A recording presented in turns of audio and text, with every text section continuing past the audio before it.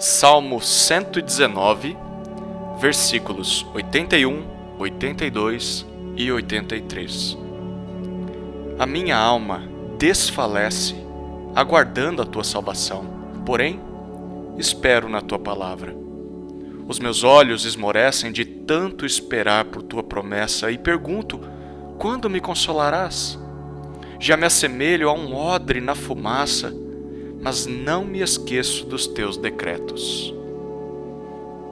Como devemos reagir a sofrimentos terríveis, a dor extrema, principalmente quando sofremos essas coisas injustamente? É isto o que este trecho do Salmo 119 nos ensina. Como devemos reagir ao sofrimento, mais especificamente, como devemos orar a Deus em momentos assim.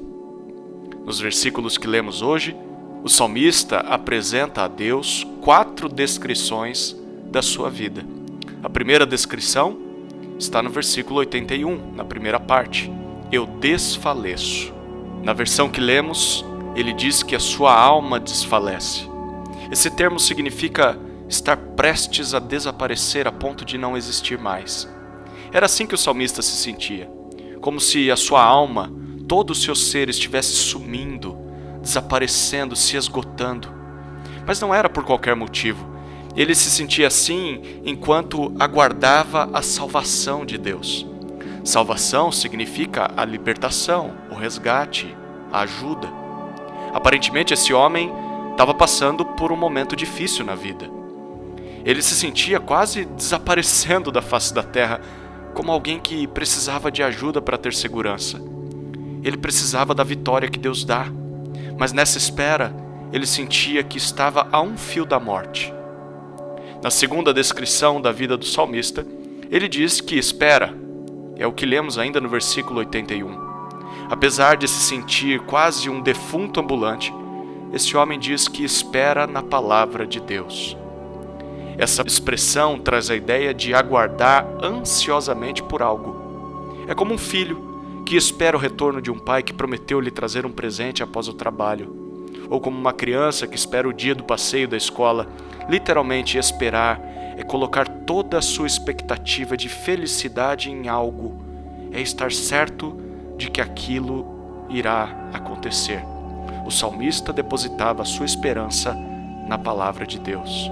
Aquilo que Deus diz era a sua expectativa de felicidade no futuro. A terceira descrição que o salmista faz a Deus está no versículo 82. E basicamente é, eu pergunto. Nós lemos aqui que ter confiança na palavra de Deus não fazia esse homem se esquecer da dor que sentia.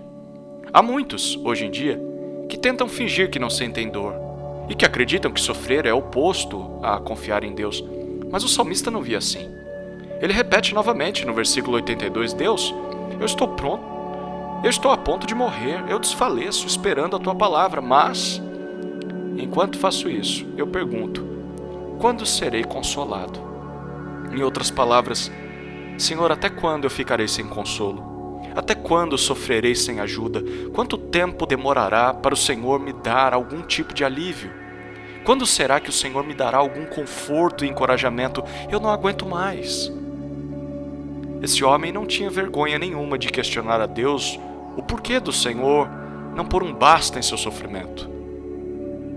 A quarta e última descrição do salmista está no versículo 83, e ele diz que se lembra. Aqui nós temos uma ilustração que retrata bem como esse homem se sentia, como um odre enrugado pela fumaça. Um odre era um recipiente feito de couro de animais, onde se guardava líquidos como azeite, vinho, leite ou água. Mas ele seria inútil se não tivesse um tipo de preparação específico. Não adiantava nada tirar o couro do animal e fazer essa espécie de vasilha ou garrafa imediatamente. Era preciso colocar esse recipiente na fumaça. Através deste processo, o couro era purificado e isso impedia a contaminação de bactérias. Sem isso, o odre teria pouco tempo de vida e contaminaria o líquido que carregasse. Assim era como o salmista se sentia.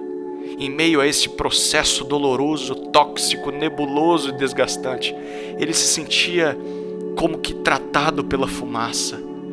Talvez naquele momento o seu sentimento era de inutilidade, como alguém que está perdido, mas apesar disso ele diz que não esqueceu dos decretos de Deus. Ele se lembrava da palavra do Senhor, mesmo em meio à fumaça, à neblina do sofrimento, ele se lembrava do que Deus dizia, e isso o mantinha de pé em meio àquela situação intoxicante. Ele se lembrava de que um dia Deus usaria tudo aquilo para o seu bem. Talvez essas descrições que lemos nesses versículos expressem exatamente como está a sua vida nesse momento, ou talvez a vida de alguém que você tanto ama.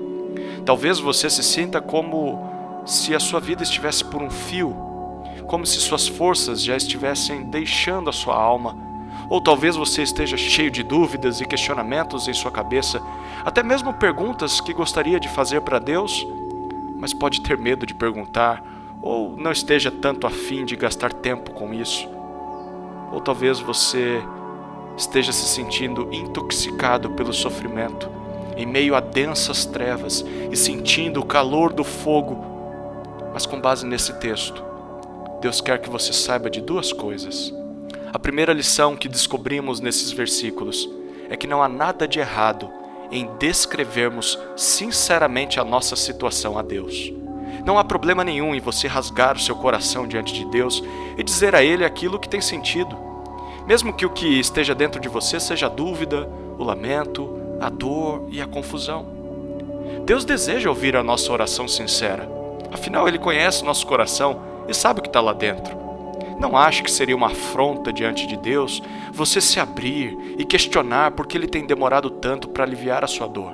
Não ache que Deus mandará um raio do céu só porque você foi sincero com Ele. Deus deseja sinceridade. E nele você pode encontrar alguém que vai te ouvir pacientemente, sem te castigar por estar abrindo o coração. Seja sincero em oração a Deus e não tenha medo de lembrá-lo de sua dor. A segunda lição que aprendemos neste trecho é que não há nada de errado em lembrarmos a Deus da nossa fidelidade a Ele. O salmista não se sentiu envergonhado em dizer que, apesar de sofrer, não tinha abandonado a Deus.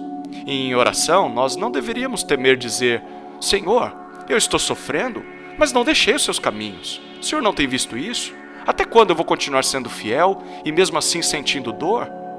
Isso também nos ensina que ser um crente não nos isenta de sofrimentos. É uma mentira de Satanás a ideia de que o cristão não fica doente, não chora, não entra em luto, não questiona a Deus, não expressa suas emoções. Crente também é gente. E crente também sente dor. Mas, mesmo sofrendo, você pode orar a Deus e lembrar que tem sido fiel a Ele. Não que Ele tenha se esquecido disso, é óbvio, mas esse é um argumento válido em nossas orações. Olha, Senhor, eu tenho sido fiel à Sua palavra. Eu tenho confiado em Ti, mas ainda assim a ferida dói. Por favor, Senhor, não permita que o Seu servo continue a sofrer dessa forma. Que esta oração possa ser um exemplo para orarmos ao Senhor em momentos de dor.